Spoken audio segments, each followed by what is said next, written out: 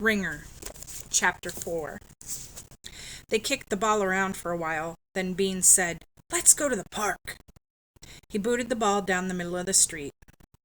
"Why don't we play here?" said Palmer, but the others were already dashing after the ball. "Let's go to the park." Palmer hated the park. He never played there, never swung on the swings, never slid down the sliding board, never fed the ducks, never watched a softball game. Most especially, he never went near the soccer field, for in 1 month, 4 short weeks after his birthday, the soccer field would become, as it did every year, a place of horror. He walked 4 blocks, and he was at the park. He hoped they would be at the softball field, but knew they would not. Nor were they at the baseball field or the basketball court or the tennis courts or the World War I cannon or the playground or the Boy Scout cabin or the picnic area. He heard, then saw them at the soccer field, racing and yelping like puppies in a pasture. He stayed on the sidelines, walked along the chalked edges of the field. "Come on, Snots!" they yelled, and kicked the ball his way.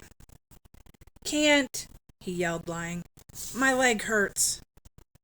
To prove it, he threw the ball back. "I'll just stay here and watch." He hoped they wouldn't be mad at him for not joining in. He loved to see them playing with his birthday present. Each thud of a foot said, "We're kicking your soccer ball. We like you. You're one of us." He wished it could stay like this forever, but it changed. Beans backed up and pointed at Henry and yelled, "There's one!" Henry began flapping his arms and swooping in circles, being a bird. Beans and Muddo made their arms like shotguns and pulled the triggers. Pow! Pow! Henry veered, lurched, tilted, staggered. To Palmer, tall and gangly, Henry did not look like a bird at all, but a giraffe with 2 howling hyenas snapping at its knees. It had long seemed a curious contradiction to Palmer that among the 3 kids rollicking on the field, Henry was the tallest, yet also the meekest.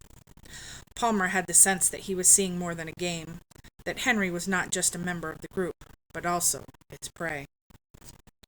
After a minute or 2 of lopsided, long-legged careening, Henry flopped to the ground. "Wringer! Wringer!" shouted Beans. "Wringer! Wringer!" shouted Muddo. 4 hands clamped around Henry's neck, shaking Henry's head like a rag doll, twisting it this way and that. "Wringer! Wringer!" Henry's legs flailing, shrieking laughter. "Wringer! Wringer!" Palmer tried to hold the moment there, but it would not stay.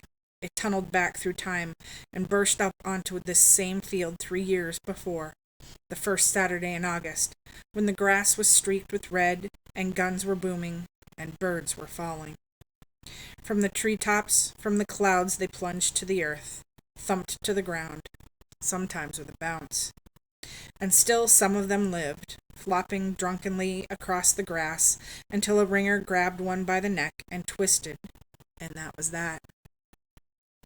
Beans and Muddo were now at each other's throats, rolling, rumbling, rollicking across the grass.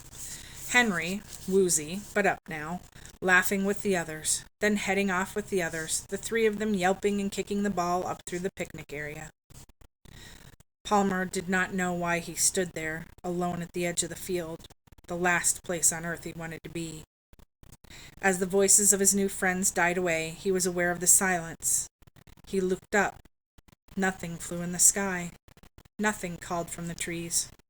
For a moment, a dragonfly hovered before his eyes like a tiny helicopter, then darted off. That was all.